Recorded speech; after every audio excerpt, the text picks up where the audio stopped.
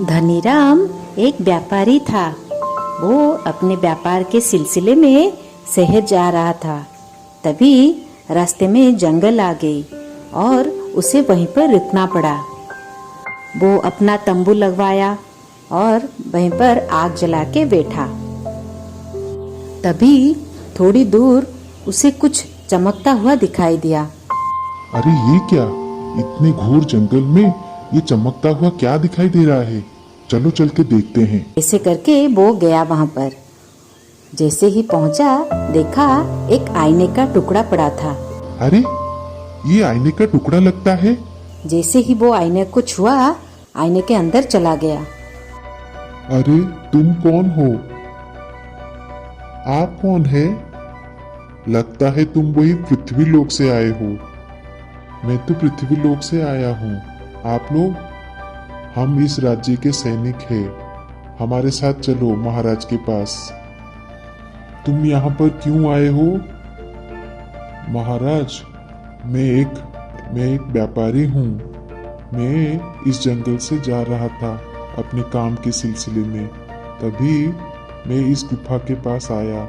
मुझे कुछ चमकता हुआ दिखाई दिया और जैसे ही मैं उसे छुआ तब मैं उसके अंदर चला आया।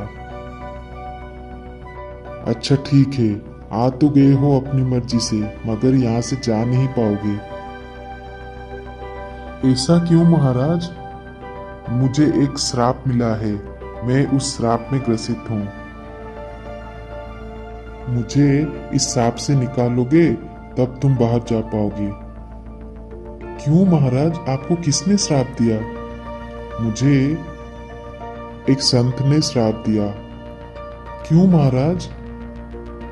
मैं पहले एक बहुत क्रूर राजा था। मैं किसी का भी बात नहीं सुनता था। अपने घमंड में बहुत मस्त रहता था।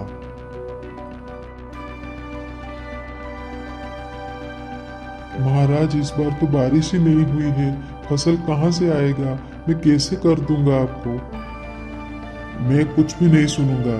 फसल हो या ना हो, मुझे कर देना ही पड़ेगा, नहीं तो राज्य से निकल जाओ। महाराज, ऐसे मत कीजिए महाराज। मैं कहाँ जाऊंगा?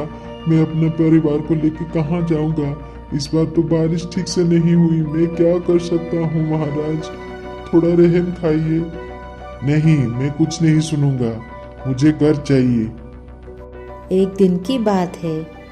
राजा अपने बगीचे में टहल रहे थे कि तभी उनके ऊपर कुछ मांस के टुकड़े गिरे।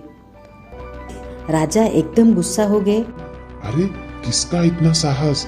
मेरे ऊपर मांस गिरा रहा है। इधर उधर देखा, कोई नहीं था। ऊपर जैसे ही देखा तो एक पेड़ में एक कौवा बैठा था। कौवा कहाँ से मांस लाकर खा रहा था, उसी का टुकड़ा राजा के ऊपर गिर गया। तभी राजा एकदम से गुस्सा होके कौवा के ऊपर तीर चलाने लगे। कौवा को जैसे ही पता चला राजा उसको निशाना लगा रहे हैं, कौवा उड़ के एक पेड़ से दूसरे पेड़, दूसरे पेड़ से तीसरे पेड़, ऐसे ही जाने लगा। राजा भी कौवा को निशाना साध के तीर मारने लगे। तभी एक ऋषि एक पेड़ के नीचे बैठकर ध्यान में पूरा मग्न थे। कौवा उसी पेड़ में जाकर बैठ गया। तभी राजा ने तीर चलाया और कौवा को चोट लग गई। कौवा नीचे गिर गई और जो साधु ध्यान में मग्न थे उनका ध्यान भंग हो गया। अरे ये कैसी आवाज है? जैसे आंख खोल के देखा तभी सामने एक घायल कौवा पड़ी थी। इसको किसने मारा? इसको मैंने मारा। ये मेरे बगीचे में घुसकर मेरे ऊपर मांस का टुकड़ा फेंक रहा था। अरे ये क्या किया तुमने? ये तो पक्षी है। इसका स्वभाव तो ऐसा ही है। वो तो पेड़ के ऊपर ही बैठेगा ना, और उसका स्वभाव है मांस खाना। वो मांस खाएगा।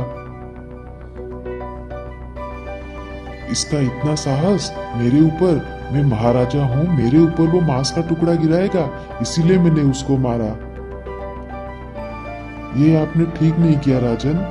क्या आप एक साधारण संत होके मुझे उपदेश दे रहे हो? क्या अच्छा है, क्या बुरा है? यहाँ से चले जाओ। नहीं तो आपका भी हाल ऐसा ही होगा। क्या इतना घमंड तुम्हें पता नहीं चल रहा तुम क्या कर रहे हो? अरे तू तो बड़ा अहंकारी राजा है। तूने इतना बड़ा पाप किया फिर भी तुझे कोई आवाज नहीं। तू जिस मुंह से ऐसा कटु वचन बोल रहा है, मैं तुम्हें श्राप देता हूँ, तेरा मुंह भी वही कौवा जैसा हो जाए, तेरे राज्य एक विचित्र दुनिया में खो जाए।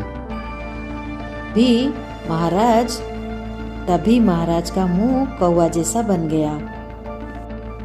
जैसे ही राजा का मुंह कौवे का बन गया, राजा की अकल ठिकाने में आ गई। मुझे क्षमा कर दीजिए संत, मुझे क्षमा कर दीजिए। मैं अहंकार में ये सब बोल दिया। मुझे पता नहीं था मैं अपने ही नुकसान करने जा रहा हूँ।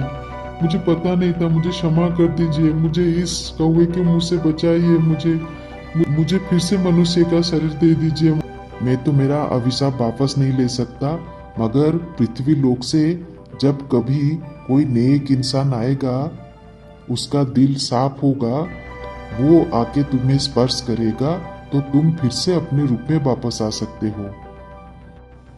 अगर तुम मुझे स्पर्श करोगे तो मैं अपने रूप में वापस आ सकता हूँ। ठीक है महाराज, अगर मेरे स्पर्श करने से आपका इतना बड़ा मंगल होगा तो मैं आपको स्पर्श करता हूँ। मेरे से भी एक पुण्य होगा। धनीराम जैसे ही राजा को स्पर्श किया, राजा अपने असली रूप में आ गए और व्यापारी को बहुत धन्यवाद किया और उसको बहुत धन धान से भर दिया।